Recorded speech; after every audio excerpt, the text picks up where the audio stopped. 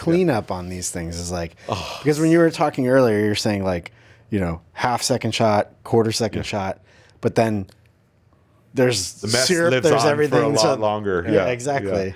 Yeah. Don't be a PA for us. Yeah. There's a lot better places to be a PA than for us, because the cleanup. Yeah, I mean, we'll like move the robot after the shoot, and it's just like, oh, look at all that stuff down there. It's like when you moved your couch for the first time, or like, are you just like when you're in that like battle mode, like, and it just goes and you have to reset it? You just clean the area you need to clean and just let everything burn? Oh, yeah. No, God. it gets like, yesterday was like, or was it 2 days ago, whatever, it was just like Pringle chips, it was just like everywhere, just like all over the damn place. And, oh my God, what was the worst one? It was like, it was a matcha powder shoot.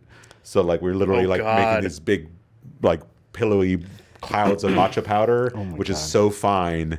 Like everything was in the studio was green. It was like, have you ever done drywall and sanded? Like, but it was green dust on everything for like a month afterwards. It's just like, the cleanup could be, and now we've gotten smarter. Hence the reference to the Dexter kill room, where literally we've done like made a room in a room, like in the studio, where basically we'll get like pop-up tents and do walls around it of plastic, and then put an air filter system like for industrial like wood shops and stuff like that inside of there. It's like a paint booth almost. Yeah. So we're basically shooting in a paint booth with high-speed lights and cameras and robots and the whole thing. It makes so much sense saying it out loud, but you would never, like, I wouldn't think about it. You're like, I need to do this shoot. Exactly. But it's New York City, and cleaning up is a bitch, and roaches and mice and shit, so you have to have stuff like that. Yeah. Oh my God. That one maple syrup shoot we did once was like, it was like everything was sticky for like ever, and there was like mice and like things just came out of nowhere, like cockroaches and stuff. I feel like anyone who hires you, because I know you're saying like they don't really know what they want. Yeah. I feel like when they come here, they're like, they don't really know what to expect. Like they're like, they come onto the set and they're like, been on millions of sets. They come onto your set, they're like, what the hell is going on? Exactly. Yeah, and that's really true. So if you're a producer and you're calling up the garage and you're like, hey, I have this crazy thing I want to do. What do they expect? Like, what's the crew size? And we do a lot of educating.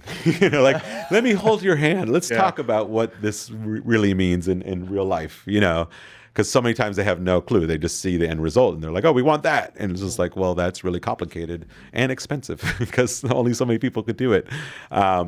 But no, there's a lot of hand-holding and especially nowadays, like traditionally it's like, oh, you had the agency that reached out to you and the agency producer has done these before because all they do is KFC or whatever it is. But now we go to direct to brand a lot of times too, where it's just like, a certain brand will reach out to us directly and be like, oh, Cheetos, whatever it is. We want, this whole thing, fiery ball of Cheetos, and they have the camera spin around it or whatever. It's just like, we could do that. But...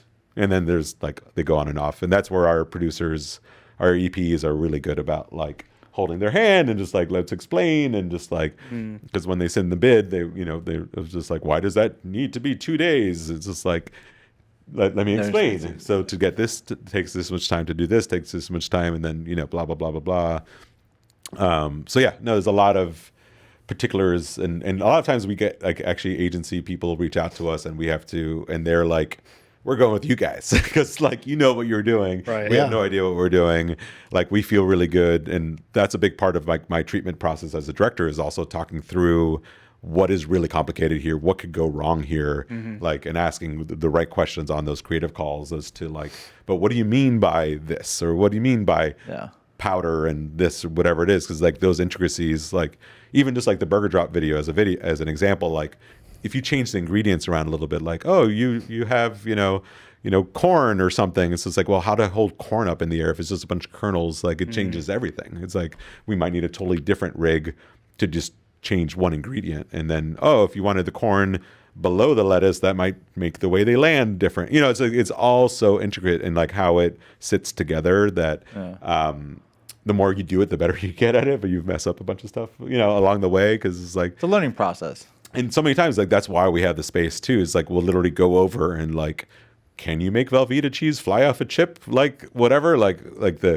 what is the viscosity of Velveeta cheese, and like will it actually do anything if you put it on a Doritos or whatever it is? Like, so many times it's like we're like Instacart, Doritos, Velveeta, real quick, and then like try stuff out. Practicing. Do you, I mean, so it seems like you do a lot of tests and stuff like that on your weekends, and like you said, you use the spinning rig to like do your own shit. Do you have like a YouTube or something people can just watch all your behind the scenes stuff? That like Instagram is definitely the go-to for me, and now TikTok too. But Instagram is definitely the place to that's what got me here, honestly, in so many ways. Like after the burger drop, Instagram, it's kind of this similar timing to you guys, like where the Instagram thing was really blowing up and like feeding, and I think a lot of it is just like what I'm doing today. Yes, I do it slightly more advanced and technologically, but I wasn't the first one to do this, right? Like it's like TV commercials of food have been happening for many years before me.